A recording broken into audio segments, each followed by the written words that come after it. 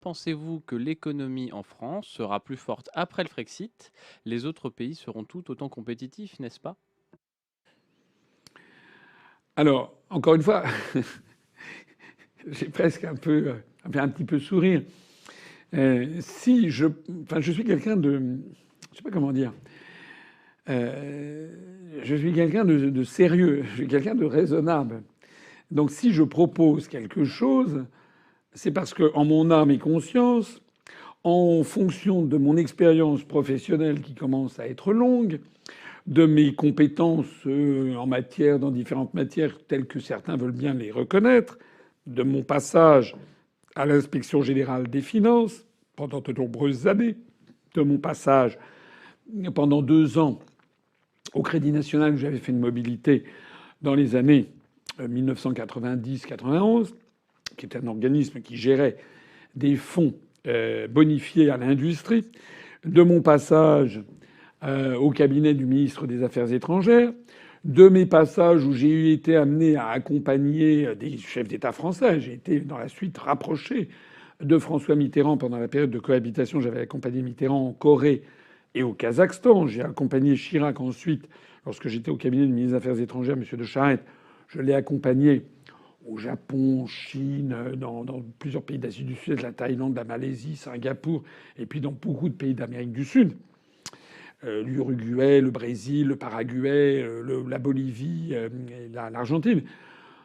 Si j'ai fait tout ça et si je vous propose, moi, de sortir de l'Union européenne par le Frexit, c'est que je pense, en mon âme et conscience, que c'est ce qu'il faut. Je note d'ailleurs que on est face à une situation qui est inextricable. On l'a vu lors des débats télévisés. C'est toujours des yakas faucons. Chacun a son projet. Il se lance 500 milliards par ici, 2500 par là, etc. C'est là, c'est le concours Lépine de l'autre Europe. Moi, ça me fait penser aux collections Avenue Montaigne. Vous savez, vous avez aimé la collection printemps-été. Vous allez aller voir la collection automne-hiver de l'autre Europe. Ça fait 62 ans que ça dure. Il faut arrêter. Il faut arrêter. Si je propose ça, c'est que je pense que ça va être bien. Une fois qu'on sera sorti de l'euro, qu'est-ce qui va se passer? Il va se passer, premièrement, que nous rétablirons le contrôle des mouvements de capitaux. Deuxièmement, que nous rétablirons le franc. Le franc, on le rétablira au taux de change de 1 pour 1. 1 euro égale 1 franc. On ne va pas faire la multiplication à l'envers qui avait eu lieu en 2002. On ne va pas faire de 6,55, 957. Parce que ça ferait des arrondis, de l'inflation, etc. Ce franc nouveau, on l'échangera, les Français pourront échanger leurs billets, leurs pièces disons, en 2-3 jours, ou une semaine grand maximum, au taux de 1 pour 1, que l'État garantira. Et après, on arrêtera. Sur leur compte en banque, les lignes qu'il y a sur leur compte bancaire, si par exemple vous êtes comme, je ne sais pas, comme notre trésorière, Madame Gargasson, qui sur son compte personnel, je crois, a quelque chose comme 15 millions d'euros personnels, je plaisante évidemment, eh bien, elle aura 15 millions de francs, ça sera au taux de 1 pour 1. Et ça sera automatiquement fait. La seule chose qui ne sera pas automatique, c'est les billets de banque. Mais de toute façon, vous avez remarqué qu'on a de moins en moins de billets de banque. Mais sur tous vos comptes, que vous ayez un compte dans une banque, que vous ayez un emprunt bancaire immobilier, ou bien un emprunt à la consommation, que vous ayez des disponibilités sur un livret A de caisse d'épargne, eh bien, votre argent sera transféré en francs. Exactement comme on est passé du franc à l'euro.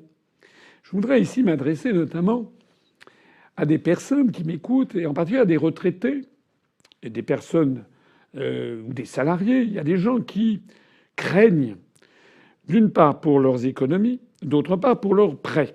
Il y a des gens qui disent, vous comprenez, j'ai un prêt en euros. Voilà par exemple un type de faux raisonnement. Je critique personne, mais je veux signifier pourquoi c'est un faux raisonnement. Il y a des gens qui disent oh là là, je sais pas, mettons, j'ai acheté une maison, j'ai un emprunt de 100 000 euros. Qu'est-ce qui va se passer si on passe au franc? Et si le franc se déprécie de 30%, à ce moment-là, moi, mon emprunt va grimper de 30%. Il y a des gens qui pensent ça. Je tiens ici à les rassurer, c'est absolument faux. D'ailleurs, je signale que pour ce qui me concerne, j'ai des emprunts immobiliers qui ne sont pas encore remboursés et que je suis quand même le premier aussi concerné par ce problème. C'est absolument faux parce que lorsque on passera de l'euro au franc, et que vous ayez des crédits ou des emprunts, enfin que vous ayez prêté de l'argent ou que vous en ayez emprunté, que vous ayez des disponibilités sur un livret A ou que vous ayez des dettes, tout ceci, comme votre salaire, sera immédiatement transféré dans la loi du pays. D'ailleurs, si parmi vous certains m'écoutent et ont un doute, je leur suggérerais d'aller regarder le contrat de prêt d'emprunt bancaire qu'ils ont pu signer à la faveur de l'acquisition d'un prêt, d'un emprunt, d'un bien immobilier. C'est pas vrai sur tous les contrats, mais c'est vrai sur la plupart des contrats. Vous verrez qu'il y a, alors je sais pas en page X, moi je sais que j'ai regardé mes contrats existants, il y a une toute petite formule, dans une petite bas de page, une petite note en bas de page, ou parfois c'est écrit en plus gros, en disant que l'emprunt est remboursable en euros ou en toute monnaie qui aura cours légal en France au moment du remboursement. Et voilà. Donc ne vous laissez pas intimider par cette affaire. Lorsque l'on sortira de l'euro pour revenir au franc, vos emprunts seront transférés en francs. Et même si le franc se déprécie de 10%, eh bien, ça veut rien dire d'autre que ça ne veut pas dire que vous paierez 10% de plus, pas du tout. Ça, c'est très très important. Ça s'appelle la lex monetae. C'est d'ailleurs ce qui s'est passé lorsqu'on est passé du franc à l'euro. Moi, il se trouve que lorsqu'on est passé du franc à l'euro, comme des millions de Français, j'avais un emprunt immobilier en cours. L'emprunt que j'avais en francs, il a été transféré en euros, point barre. Donc ça, c'est un point important. Deuxième point important, je m'adresse ici notamment aux gens qui ont des retraites, des revenus, comment appelle-t-on ça, des produits bancaires, des placements financiers. Nous, pour les retraités, nous prendrons un engagement que j'ai déjà dit, c'est que on assujettira le remboursement des retraites à un panel de monnaie avec, par exemple, le dollar, le franc suisse, etc. Et si on prend cet engagement, c'est parce qu'on ne veut pas que les Français puissent penser que leur retraite va s'effondrer. Il n'y aura pas d'effondrement des retraites. Il n'y aura pas d'effondrement de toutes ces pensées que l'on vous a mises dans l'esprit parce que c'est de la pensée magique. C'est simplement pour vous faire peur. Il y a des gens qui disent, vous vous rendez compte, le franc nouveau va perdre 30%, 40%, vous vous rendez compte de ce qu'on va payer les hydrocarbures. Les personnes qui vous disent ça, il faut leur répondre que la même chose s'est produite entre 2008 et 2011. En 2008, un euro était monté jusqu'à 1,65 $. Et ensuite, en 2011-2012, il est retombé à peu près aux alentours de 1,15 $. C'est-à-dire que l'euro, en 2 ans, a perdu 35 à 40% de sa valeur par rapport au dollar. Il est vrai qu'il avait beaucoup monté avant, mais il a perdu 35% de sa valeur. On n'en a pas fait un fromage. Pourquoi on n'en a pas fait un fromage, d'ailleurs? Parce que les médias sont là pour protéger l'euro. Pourquoi est-ce que les gens ont peur de passer au franc alors qu'ils n'ont pas eu peur de passer à l'euro? Parce qu'ils sont formatés par la propagande. Parce que quand il s'est agi de passer du franc à l'euro entre 1999 et 2002, et notamment en 2002 avec les monnaies, tous les médias disaient c'est formidable, l'euro ça va être gage de croissance, d'emploi, vous allez être plus riche, etc. Demain on rase gratis. Fantastique. C'est pour ça que les Français n'ont pas eu peur. Si c'était à refaire, je pense qu'ils devraient avoir peur. Parce que l'euro, d'abord, a créé une inflation qui est un peu camouflée, qui fait que les Français ont constaté une envolée des prix. Il suffit de comparer le prix de la baguette, le prix du café, etc., quelques années après. Deuxièmement, parce que l'euro nous a collectivement appauvris. Il y a cette étude qui a été faite par ce think tank allemand qui a montré que l'euro favorise l'Allemagne et que l'euro défavorise la France et l'Italie. Ce think tank a même évalué à 56 000 € la perte, en termes macroéconomiques, la perte de chaque Français sur 20 ans, ce qui fait quelque chose comme à peu près 230 ou 250 € par mois Voilà. Donc si c'était à refaire, on aurait mieux fait de ne pas le faire. D'ailleurs, notez bien que les pays les plus malins, ceux qui se portent le mieux en Europe, sont justement ceux qui ont refusé l'euro, à commencer par le Royaume-Uni, à continuer par la Suède et le Danemark, qui ont refusé l'euro, et à continuer aussi par des pays comme la Hongrie ou la République tchèque, qui se portent mieux que nous. Merci pour eux. Donc n'ayez pas peur de tout ce point. Alors, aux élections européennes, soit capable de répondre comme ça, tout à trac à toute question, sans note, et parce que c'est quelque chose qu'il a à l'esprit. Je ne vais pas citer de nom, mais j'en ai à l'esprit. Et puis surtout, ce qui est important, c'est que dans la longueur de mes réponses, ça fait ressortir aussi à quel point, encore une fois, on vous a volé la campagne électorale.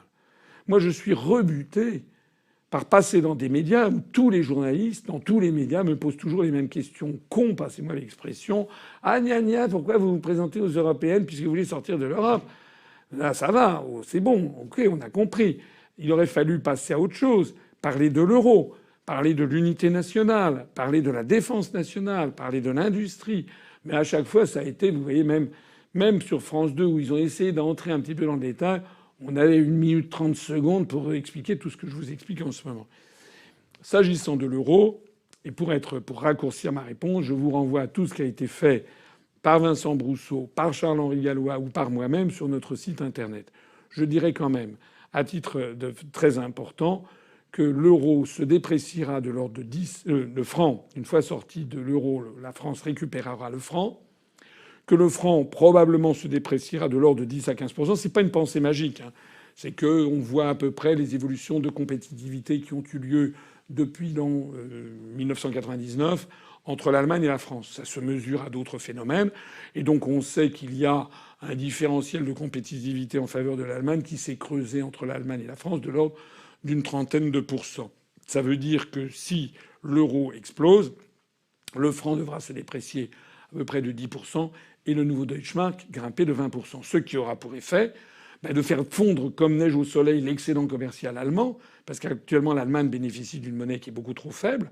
Et puis ça aura aussi pour effet de faire fondre comme neige au soleil également, mais cette fois-ci notre déficit commercial. C'est-à-dire que nos exportations vont être formidablement dynamisées, et donc ça aura pour effet de créer de l'emploi. Je vous renvoie à l'étude Murer-Sapir qui date d'il y a quelques années maintenant, de 2013, je crois, ou 2014, qui avait été publiée à la Fondation Res Publica, qui montrait que la sortie de l'euro, jumelée avec le retour du contrôle des mouvements de capitaux, jumelée avec une baisse du franc de l'ordre de 10% par rapport au cours pivot vis-à-vis du dollar, aurait pour effet de créer en France, excusez-moi du peu, plus d'1 million d'emplois en l'espace d'un an et demi, ce qui est considérable, ce qui aurait pour effet d'ailleurs au passage d'alléger les comptes sociaux, de redynamiser la consommation, de redynamiser la croissance et au bout du compte de favoriser des rentrées fiscales très supérieures qui permettraient,